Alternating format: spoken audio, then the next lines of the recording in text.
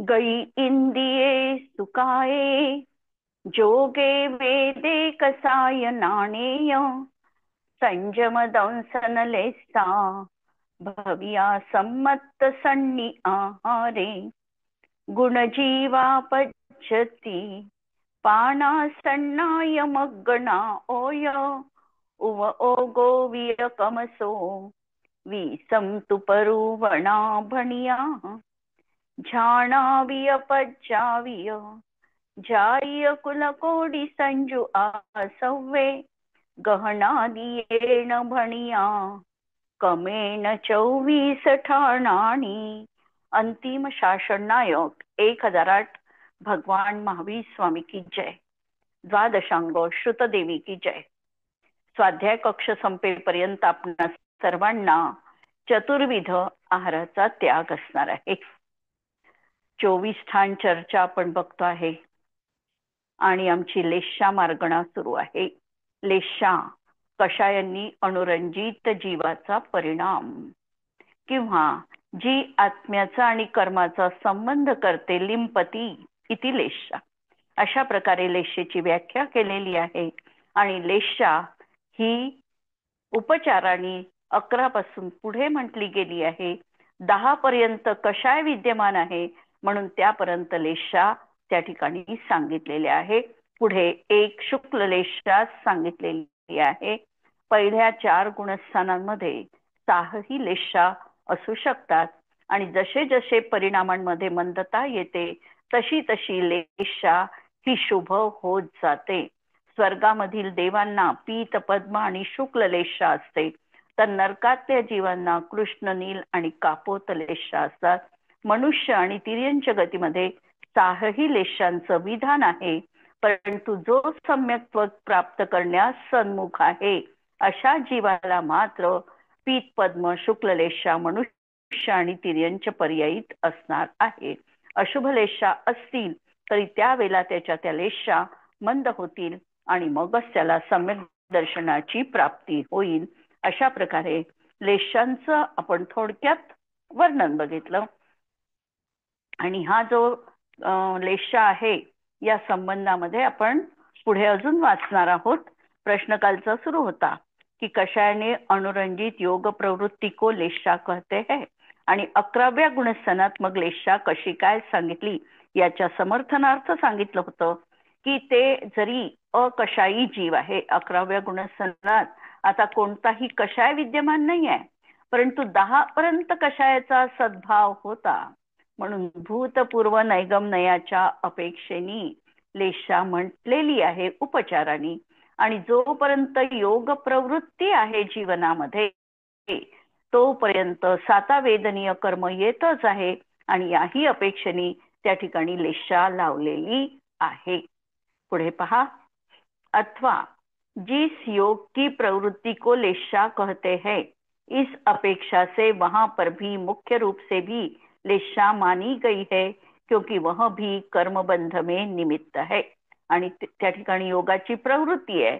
योगाची प्रवृत्ती असल्यामुळे जसं आम्ही बघितलं की त्याला सातावेदनीय कर्माचा आश्रव 11 पासून 13 गुणस्थानापर्यंत होतोच. बाकी कर्म नाही बांधत, तो 7 कर्म नाही बांधत, परंतु सातावेदनीयाचा मात्र त्या ठिकाणी आश्रव होऊ लागलेला आहे त्याला. आणि या अपेक्षेनेही लेशेचं कार्य तिथे सांगितलेलं आहे. अकषाई जीवों को जो लेशा बताई गई है वह भूत प्रज्ञापन न्याय की अपेक्षा बताई है. अथवा जिस योग की प्रवृत्ति को लेशा कहते हैं, इस अपेक्षा से वहां पर भी मुख्य रूप से लेशा है, क्योंकि वहां पर योग का सद्भाव है. योगाचा सद्भाव असल्यामुळे तिथे पण लेशा म्हटली आहे. लेशा किती आहे बा? तर 6 लेशा आहे. आपल्याला नावं माहिती आहे, कृष्ण, नील, कापोत, पीत, पद्म आणि शुक्ल. तो मिथ्यात्व आदि के जो तीव्र संस्कार है उसे कापोत लेशा, उससे जो तीव्रतर संस्कार है उसे नील लेशा और तीव्रतम संस्कार है उसे कृष्ण लेशा कहते हैं. जो मंद संस्कार है उसे तेजोलेशा, तेजोलेशा म्हणजे पीतलेशा, मंदतर संस्कार है उसे पद्मलेशा और मंदतम संस्कार है उसे शुक्ललेशा कहते हैं। नैगम नय से लेशा छह है और पर्यायिर्थिक नय से असंख्यात लोक प्रमाण है। सहा याच्यामध्ये जरी त्याची विभागणी केली असली तरी प्रति समयाचा परिणाम अलग अलग आहे। जरी आम्ही कृष्णलेशा म्हटली तरी कृष्णलेशेचा परिणाम देखील सर्वांच्या जीवनात सदा सर्वदा एक समान दिसणार नाही। या परिणामांमध्ये देखील विभिन्नता दिसणार आहे आणि या पर्यायार्थिक नयाला दृष्टीमध्ये ठेवून जर आम्ही कथन केलं तर लेशाचे अनेक प्रकार संभवनीय आहे। जसं आपण एखादं उदाहरण पाहू शकतो की समजा मी म्हटलं की पानांचा रंग हिरवा आहे। हिरवा आहे हे माझं सामान्य कथन आहे, पण जर आम्ही सृष्टीचं अवलोकन केलं तर आम्हाला त्या हिरव्या रंगाच्या देखील नानाविध छटा दिसतील। कदाचित एक पान दुसऱ्या पानाच्या रंगाशी मिळतं जुळतं दिसत नाही। हिरवं म्हटलं तर काही पोपटी राहील, काही गडद हिरवं राहील, काही शेवाळी राहील। अनेक प्रकारच्या जशा छटा त्या एका रंगामध्ये समाविष्ट होतात त्याप्रमाणे कृष्णलेशा म्हणत असताना देखील अशा नानाविध कृष्णलेशेच्या छटा त्या ठिकाणी विद्यमान राहतील। म्हणजे कोणत्याही लेशेमध्ये अशा नानाविध छटा राहतील। त्या छटा एकमेकांशी मिळणार नाही, परंतु त्यांची एक अशा प्रकारचा समूह ठरवून त्याला एकामध्ये गर्भित केलेलं आहे। कृष्णलेशावाला कसा असतो त्यासाठी आचार्यांनी सांगितलेलं आहे की हा जीव आर्त रौद्र सदा क्रोधी नंतर मत्सरो धर्मवर्जिता। या जीवाला धर्म रुचत नाही, आर्त आणि रौद्र परिणाम असतो आणि सदा क्रोधी असतो। काहीही झालं तरी याच्या नाकावर क्रोध सदा विद्यमान आहे आणि अंतरंगामध्ये मत्सर भाव असतो। निर्दयो वैर संयुक्तो कृष्णलेशा युतो नरहा। अशा प्रकारचा हा कृष्णलेशावाला जीव असतो। अत्यंत संक्लेश परिणाम याचे असतात। सातव्या नरकामध्ये जी लेशा असते ती कृष्णलेशा सांगितलेली आहे आणि उत्कृष्ट कृष्णलेशा तिथे सातव्या नरकामध्ये विद्यमान आहे। सहाव्या नरकामध्ये मध्यम अशा प्रकारच्या लेशा त्या ठिकाणी सांगितलेल्या आहे।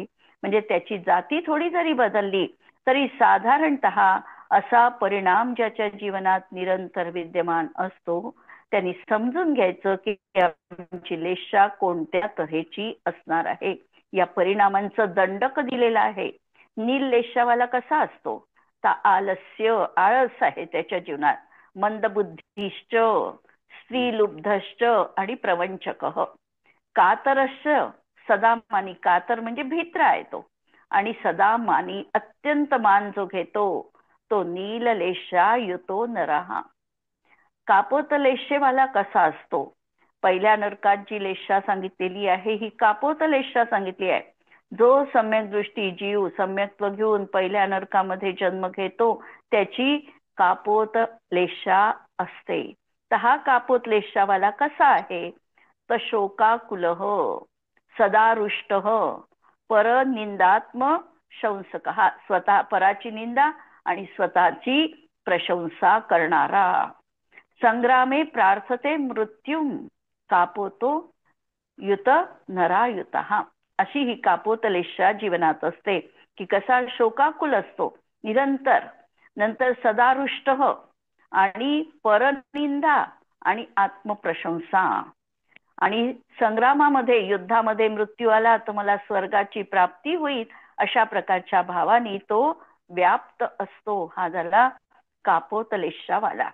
या तीन अशुभलेशा सांगितलेल्या आहे आणि नंतरच्या तीन आता शुभलेशा सांगितल्या की प्रबुद्ध प्रबुद्ध आहे जो विचारवान आहे, करुणायुक्त कार्य विचारक, ज्याला कार्य अकार्याचा तो विचार करतो, लाभालाभे सदा प्रीत, लाभ झाला काय अलाभ झाला काय हा याचा समता भाव सोडत नाही, अशा प्रकारचा पीतलेशा युतो नरहा। आणि पद्मलेशावाला कसा असतो तर दयाशील सदा त्यागी देवतार्चन तत्पर, भगवंतांची पूजा आराधना याच्यामध्ये तो निरंतर उत्साही आहे, तत्पर आहे। शुचिः भूतः सदानंद पद्मलेशा युतो नरहा. आणि शेवटची शुक्ललेशावाला जीव हा तर स्वर्गामध्ये ज्या काही वरचे नवग्रैवेक वगैरे आहे किंवा 9 अनुत्तर 9 अनुदिश या ठिकाणी शुक्ललेशावाले जीव असतात. आणि त्यांचे परिणाम कसे असतात तर रागद्वेष विनिर्मुक्त. हा पूर्णतः रागद्वेष गेले नाही पण अत्यंत मंद परिणाम त्यांचे आहे. शोक निद्रा विवर्जित. हा झोप देखील त्यांना अतिरिक्त राहत नाही. ज्यांची निद्रा देखील कमी झालेली आहे. आणि परात्म भाव संपन्न हा शुक्ललेशा युतो नरहा. अशा प्रकारच्या ह्या 6 लेशांचं वर्णन केले गेलेलं आहे. आता लेशा मार्गणा कशाला म्हणायची तर अशा प्रकारे 6 प्रकारांनी लेशांच्या जीवांचं लेशायुक्त जीवांचं लेशेच्या माध्यमातून अन्वेषण करणं याला म्हणायची लेशा मार्गणा. लेशा मार्गणा कितने प्रकार की आहे तर 6 प्रकारची आहे. आणि लेशा कितने प्रकारची आहे तर द्रव्यलेशा पण आहे आणि भावलेशा पण आहे. द्रव्यलेशा शरीराच्या वर्णाला द्रव्यलेशा म्हटली आहे. आणि आता एखाद्या कावळ्याचा रंग आहे तो काळा आहे तर ती त्याची द्रव्यलेशा झाली. आणि परिणामांवरून भावलेशा ठरणार आहे. बगळा आहे पांढऱ्या वर्णाचा आहे पण अंतरंगामध्ये कपटाचार परिणाम आहे. जरी वर्ण शुभ्र वर्ण आहे म्हणजे द्रव्यलेशा शुभ्र आहे म्हणजे चांगली आहे पण अंतरंगातले भाव मात्र कलुषित आहे. पण या ठिकाणी जे वर्ण येणार आहे ते भावलेशेच्या अपेक्षेने येणार आहे. द्रव्यलेशा या ठिकाणी मुख्य नाही. पाण्याची द्रव्यलेशा ही शुक्ललेशा म्हटली आहे पाणी कारण पांढऱ्या वर्णाचं आहे त्याची द्रव्यलेशा शुक्ल वर्णाची नेहमी म्हटलेली आहे. आणि दुसऱ्या तऱ्हेने लेशेचे भेद केले ते केले अशुभ आणि शुभलेशा. द्रव्यलेशा किसे कहते हैं तर वर्ण नाम कर्म के उदय से जो शरीर का वर्ण होता है कारण नाम कर्मामध्ये स्पर्श रस गंध वर्ण हे 4 गुण आहे. आणि हे 4 गुण कशाचं डिनोट करतात तर शरीराचा रंग कोणता असावा यावरून त्याची लेशा ठरवली जाते. आता प्रश्न माझा असा असणार आहे की शरीराचा वर्ण जर काळा आहे तर त्याला द्रव्यलेशा त्याची अशुभ मानायची का आणि शरीराचा वर्ण पांढरा आहे तर त्याची शुभलेशा मानायची का. जसं आता उदाहरण दिलेलं आहे पार्श्वनाथ भगवंतांचा वर्ण काळा होता. आदिनाथ भावलेशाच बघणार भगवंतांचा आहे ना. नाही भावलेशा भावलेशा बघणार आहे आपण मग भावलेशा पाहणार आहे पण द्रव्यलेशा काय म्हणायची त्याला. व्याख्याच्या अपेक्षेने ती म्हणता येईल ती का? अशुभ ती अशुभ नाही मानायची का नाही मग त्याच्या बरं मनातले अशुभ नाही विचारच आहे ना मानायची तर का शेवटी. नाही. नाही नाही विचार तर मना भावलेशेवर गेले हा भावलेशेवर गेले. पण आम्ही म्हटलं हा 2 हा तीर्थंकर काळ्या वर्णाचे 2 निळ्या वर्णाचे 2 पांढऱ्या वर्णाचे हे जे आम्ही म्हणतो आहे मग याच्यामध्ये काळ्या वर्णवाले किंवा हिरव्या वर्णवाले जे तीर्थंकर आहे त्यांची द्रव्यलेशा अशुभ मानायची का हा प्रश्न आहे. नाही भावाचं सध्या नाही बाजूला ठेवू. का नाही नाही ना मानायची का नाही. तो शेवटी पुद्गलाचा रंग आहे. पुद्गलाचा आहे तरी पुद्गलाच्या रंगावरूनच तर शरीराचा वर्ण ठरला ना. व्याख्येच्या अपेक्षेने मानावं मग लागेल ना. व्याख्येच्या अपेक्षेने मानावी लागेल. त्याच्यात असं आहे की स्पर्श रस गंध आणि वर्ण याच्या 20ही प्रकृती ज्या आहे या शुभातही टाकले आहे आणि अशुभातही टाकले आहे. आठवतं 100 प्रकृती पाप प्रकृती आणि हो 68 प्रकृती पुण्य पुण्य हम्म प्रकृती. प्रवृत्ती. कोणत्या कॉमन आहे याच्यामध्ये याच उत्तर भूतगलाची. ते अपेक्षित होतं मला अच्छा की त्या ठिकाणी ज्या 20 प्रकृती या स्पर्श रस गंध वर्णाच्या अशुभामध्ये टाकले आहे आणि अशुभातही टाकलेल्या आहे. तीर्थंकरांचा जेव्हा वर्ण आम्ही काळा आहे म्हणतो त्यांना शुभ नाम कर्माचा उदय आहे आणि तोच वर्ण जर नारकी जीवांचा काळा आहे म्हणतो तर त्यांना अशुभ नाम कर्माचा वर्णाचा उदय आहे. कारण त्यांचा जरी वर्ण काळा असला तरी त्या काळ्या वर्णामध्ये आकर्षितपणा आहे ना. म्हणून ह्या ज्या 20 प्रकृती अशा टाकल्या, ह्या या अपेक्षेने टाकलेल्या आहे. 20 प्रकृती पुण्य प्रकृतीतही टाकल्या आणि पाप प्रकृतीतही टाकलेल्या आहे. म्हणून त्यांच्या केवळ शरीराच्या रंगावरून आम्ही त्याला अशुभ म्हणू शकत नाही. त्यांना शुभच मानावं लागेल. कारण ती जी प्रकृती तिथे उदयात आहे तीर्थंकरांच्या जीवनामध्ये, ती कशी आहे? शुभ नाम कर्माच्या उदयात आहे. वर्णाचा उदय दोन्ही तऱ्हेचा असू शकतो, शुभ आणि अशुभ.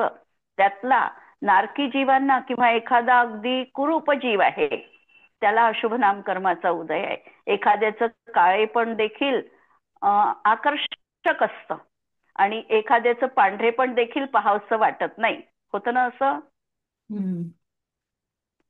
त्याचं ते उदाहरण लावायचं की एखाद्याच्या चेहऱ्याकडे आपण म्हणतो की खूप इतकी पांढरी फटक आहे की पाहावंसं नाही वाटत. म्हणजे काय झालं? त्या ठिकाणी पांढरा वर्ण असूनही अशुभ नामकर्माचा उदय आहे. आणि एखाद्याचा काळा वर्ण असला तरी तो आकर्षित आहे, त्या ठिकाणी त्याला शुभ नामकर्माचा उदय आहे, हे समजायचं. म्हणून हा द्रव्यवर्ण म्हणजे द्रव्यलेशाही. नो कर्म वर्गणाओं में मिश्रित कर्म वर्गणाओं को द्रव्यलेशा कहते हैं. शरीर का रंग का नाम द्रव्यलेशा है. द्रव्यलेशा किस किस वर्ण की होती है? द्रव्यलेशेचा वर्ण. कृष्णलेशा कशी आहे? भवरे के समान अत्यंत काले वर्ण की. भवरा म्हणजे भुंगा. नील वर्ण कसं आहे? नील की गोली के समान नीला. कापोत कशी आहे? कबुतराचा जसा रंग असतो तशी कापोतलेशा. तेजोलेशा सोन्याच्या समान पीतवर्णवाली. पद्मलेशा लाल कमळाच्या फुलाप्रमाणे. आणि शुक्ललेशा पांढऱ्या वर्णाची शंखके समान सफेद. अशा प्रकारे या द्रव्यलेशा सांगितलेल्या आहे. ह्या भावलेशा लावायच्या नाही. आता भावलेशा किसे कहते हैं? भावलेशा मोहनीय कर्म के उदय या क्षयोपक्षम या क्षय से. तीनही घेतलं. मोहनीय कर्माचा उदय, क्षयोपक्षम आणि क्षय. 11-12 साठी क्षय पण लागलेला आहे म्हणून क्षय पण घेतलेला आहे. मध्ये क्षयोपक्षम पण लागलेला आहे आणि पहिल्या याच्यामध्ये वगैरे उदय पण लागलेला आहे. कशायांचा उदय म्हटल्या जातो? या सगळ्या अपेक्षेनी परिणामांची प्रदेशांमध्ये जी चंचलता होते त्याला भावलेशा म्हटली जाते. जीव का कषाय और योग के निमित्त से होने वाला जो आत्मिक परिणाम है वह भावलेशा है. आणि मिथ्यात्व, असंयम, कषाय और योग से उत्पन्न हुए जीव के संस्कारों को भावलेशा कहते हैं. भावलेशा कषाय के उदय से अनुरंजित योग प्रवृत्ती है. ही व्याख्या पहिल्यांदा येऊनच गेलेली आहे की कषायाने अनुरंजित जीवाची प्रवृत्ती, तिला भावलेशा म्हटलेली आहे. 6 लेशांचे दृष्टांत कोणते दिलेले आहे? आम्हाला लेशेचा फोटो माहिती असेल. बऱ्याच ठिकाणी आपण लेशेचा फोटो बघितलेला आहे ना. आता या लेशेच्या फोटोमध्ये कृष्णलेशा कुंडासाठी दाखवलेली आहे. ते पूर्ण मुळापासून झाड उपटून टाका म्हणतात. हा, मुळापासून झाड उपटून टाका अशी जो म्हणतो त्याची कृष्णलेशा दाखवलेली आहे. आणि तो व्यक्ती हा काळ्या वर्णामध्ये पण दाखवलेला आहे. दुसरं नील लेशेवाल्यासाठी जो म्हणतो फक्त वृक्षांच्या फांद्या छाटू आपण, वृक्ष तोडायची गरज नाही, तो नील लेशावाला. कापोत लेशावाला कापोत असेल ना फांद्यांसाठी. हो, स्कंध मोठमोठ्या डांगा, मोठमोठ्या डांगा काढा म्हटलं तर तो नील लेशेवाला. आणि शाखा काढा म्हटलं तो थोड्या थोड्या तो कापोतवाला. आणि त्याच्याही पेक्षा कमी फांद्या तोडा म्हटलं तो पीतवाला. टहनिया म्हटलं या ठिकाणी हिंदी. नंतर पद्मलेशा फक्त वृक्षांचे फळच तोडावा, आपल्याला बाकीची काही गरज नाही आहे म्हणून वृक्षांची फळं तोडा. आणि शुक्ललेशावाला तो तर म्हणेल झाडावर की बांधून. खाली जमिनीवर जे फळं पडलेले आहेत तेच गोळा करा. अशा प्रकारे 6 लेशांचा हा दृष्टांत लेशा दर्शनामध्ये दाखवलेला आहे. यहाँ कौन सी लेशा ग्रहण करनी चाहिए. इथे कोणता लक्ष घ्यायचा आपल्याला, कोणती ग्रहण करायची आहे, तर आम्हाला भावलेशा भावलेशा. ग्रहण करना चाहिए. क्योंकि आश्रव के कारण रूप आत्म प्रदेशों में परिस्पंदन की कारणभूत भावलेशा ही कही गई है. किस गुणस्थान में किस अपेक्षा लेशे का कथन है. आता जसं आपण बघितलं उदय, क्षयोक्षम आणि क्षय, आणि या अपेक्षेने कसं लावायचं बा, तर हे कसं लावायचं, पहिल्या 4 गुणस्थानात काय आहे, उदय. मोहनीय कर्माच्या उदयात उदय. आहे, उदयात आहे. पुढच्या 5, 6 आणि 7 मध्ये क्षय उपशम किंवा क्षयोक्षम. क्षयोक्षम आणि कथन. क्षयोक्षम प्रामुख्याने, नंतर उपशम श्रेणीमध्ये उपशमाच्या अपेक्षेने, आणि क्षपक श्रेणीमध्ये कर्माच्या क्षयाच्या अपेक्षेने, आणि सयोग केवली भगवंतांना आता योग निमित्ताने होणारी लेशा. अशा तऱ्हेने गुणस्थानाच्या नुसार क्षय, क्षयोक्षम, उदय आणि इकडे योग अशा प्रकारचं कथन आहे. क्या लेशा से रहित जीव भी होते हैं. लेशानी रहित जीव आहे का. जिथे आता योग संपला, नाही 14व्या गुणस्थानात 14व्या जिथे गुणस्थान. योग संपला तिथे पण सिद्ध पण आता सिद्ध पण, सिद्ध पण आणि 14व्या गुणस्थानातला जीव पण. अलेश्य जीव किसे कहते है. अलेशावाला कुणाला म्हणायचं हे आत्ताच सांगितलं, तेच असेल. हो. सिद्ध भगवंतांना.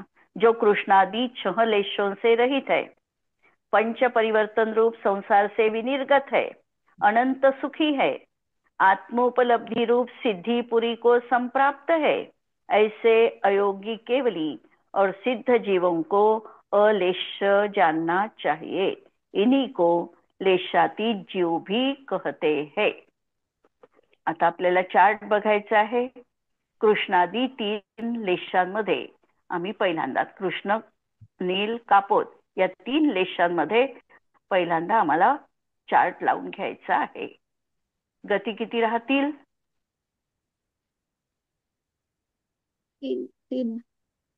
3 ना. नरक गती नसतील. 3 नाही, नरक गती नरकगती तर आहे. नरकगती आहे. देवगती देवगती राहणार ना. नरकगती.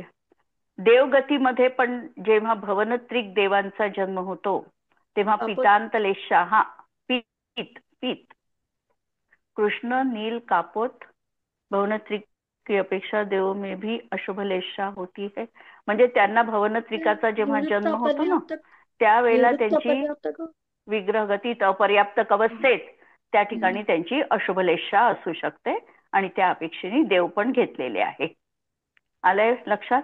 भवनत्रिकामध्ये ज्या देवांचा जन्म होतो ते देव त्या ठिकाणी उत्पन्न होत असताना अपर्याप्त अवस्थेत त्यांची अशुभलेशा असू शकते, आणि त्या अपेक्षेने त्यांना तिथे अशुभलेशा सांगितलेली आहे गतीच्या अपेक्षेत. म्हणून 4ही गती बसल्या.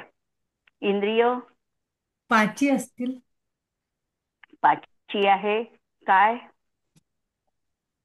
सगळ्या षटकाय. सगळ्या काय आहे, षटकाय. योग किती राहतील. तर इथे बहुतेक आहारक नसतील. आणि आहारक नाही आहे. देवाचं घेतलेलं आहे म्हणून वैक्रियक मिश्र घेतलेला आहे. देव घेतले की नाही भवनत्रिक. नाही, नरक घेतलं. नरक आहे म्हणून पण, नरक आहे म्हणून पण बसतेच, वैक्रियक आणि वैक्रियक मिश्र बसतेच. म्हणून 5 कायेच्या, 4 मनाच्या, 4 वचनाच्या, अशा 13 फक्त आहारक द्विक काढायचं. वेद 3ही वेद आहे. कशाय. सगळेच आहे. ज्ञान 3 आणि 3 6. 6 बरोबर. मनपर्याय आणि केवळ ज्ञान नाही होणार. संयम असंयमी जीवालाच राहतील ना या अशुभलेशा. असंयमी जीवालाच आहे. कारण व्रत धारण केले की त्याची लेशा शुभ झाली, म्हणून असंयमी जीवांनाच हा भाव आहे. दर्शन तीनही, चक्षु, अचक्षु आणि अवधी. कारण चौथं गुणस्थानापर्यंत लावलंय ना, चौथ्या गुणस्थानापर्यंत लावल्यामुळे अवधी दर्शन पण लावावं लागतं. लेशा स्वकीय, लेशा स्वकीय आता कोणती असेल? भव्य दोन्ही, दोन्ही आहे. सम्यक्त्व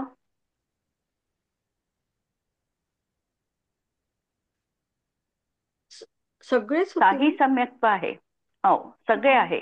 कारण शाईकवाला देखील कृष्ण नील कापोत यामध्ये आहे. त्यामुळे आणि 7व्या नरकामध्ये ज्या जीवाला त्या ठिकाणी कोणतं सम्यक्त्व होतं?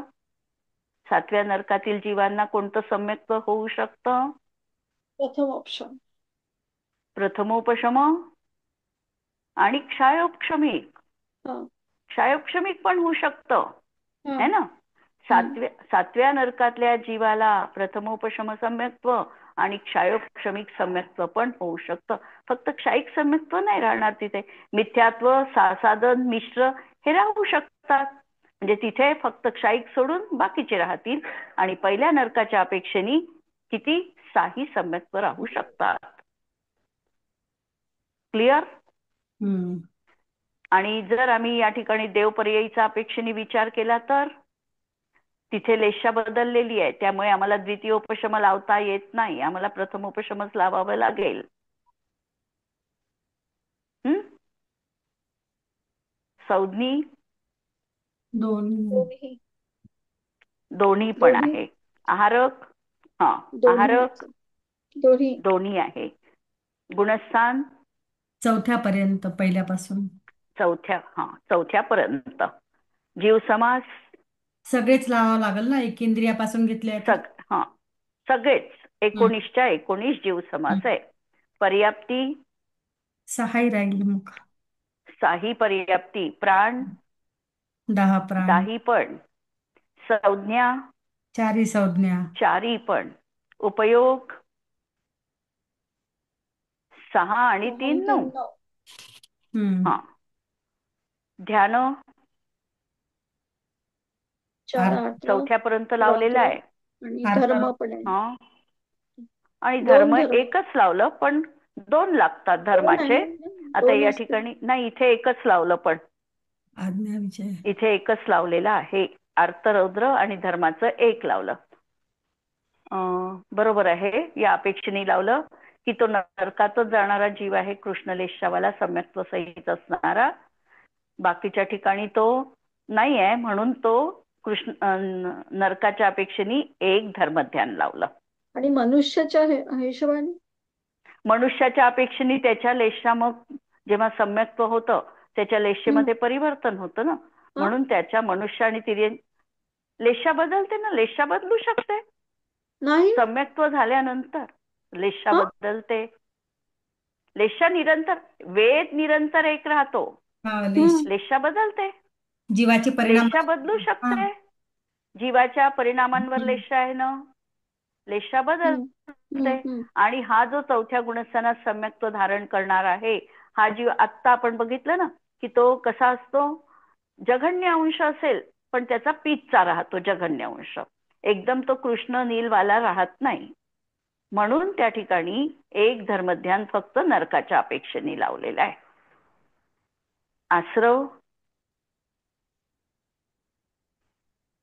55 पण राहतील, 2 फक्त कमी राहतील. याचे जाती सगळ्याच जाती आहे आणि सगळेच कुल आहे.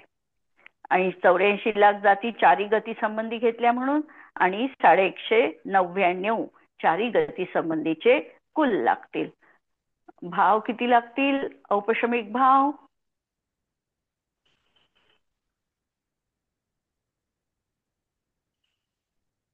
कृष्णादी 3 लेशेमध्ये औपशमिक भाव किती लागतील? 1च लागेल सम्यक्त्व है ना. सम्यक्त्व होऊ शकतं ना, त्यामुळे सम्यक्त्व लागेल. क्षायोपशमिक मध्ये नाही, क्षायिक मध्ये कृष्णादी 3 लेशेमध्ये क्षायिक भाव किती लागतील? 1 लागू शकतो, सम्यक्त्वच शाहीक लागू सम्यक्त शकतं. शाहीक क्षायिक सम्यक्त सम्यक्त्व लागू शकतं, कारण नरकात तो गेलाच आहे ना. श्रेणिक राजा आपल्याला उदाहरण म्हणून रोल मॉडेल आहे आपलं, तर ते आहेच तिथे, तर ते लागूच शकतं. क्षायक्षमिक भाव 4 ज्ञान नाही लागणार, 3 ज्ञान, 3 कुज्ञान म्हणजे 6 ज्ञान, 3 दर्शन, 5 लब्धी, क्षायक्षमिक सम्यक्त्व, नंतर देश संयम सकल संयम नाही. देश संयम आणि सकल संयम लागणार नाही, असे भाव लागतील. आणि औदैक मध्ये गती गतिचारी 4 लागतील. गती 4 कशा आहे? 4 वेद 3ही. नंतर गती कशा आहे? लिंग मिथ्यादर्शन आहे, दर्शन मिथ्यादर्शना असंयम आहे, नंतर असिद्धत्व आहे, आणि लेशा 3 किंवा आता स्वकीय 3च लावा आता इथे, कारण भाव पाहतोय म्हणून 3 लेशा कृष्ण नील कापोत. आणि पारिणामिक भाव 3ही राहतील. भव्य अभव्य दोन्ही आहे तो, त्याच्यामुळे 3ही भाव पारिणामिकचे राहतील. अशा तऱ्हेने ह्या लेशांचा याच्यामध्ये आपण भाव बघितले. यावर कुणाला काही प्रश्न? पुढचं आपण बघू उद्याला. यावर कुणाला काही प्रश्न असेल तर विचारू शकता. ठीक आहे, स्तुती म्हणू.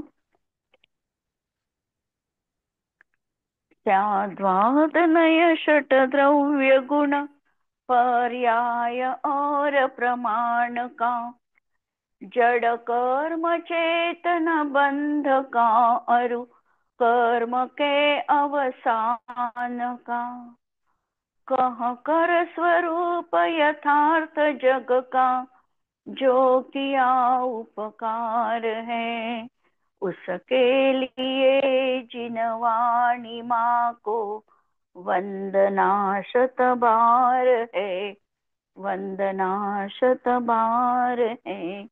नमो अरिहंताणं, नमो सिद्धाणं, नमो आयर्याणं, नमो उवज्झायाणं, नमो लोये सव्वसाहुणं.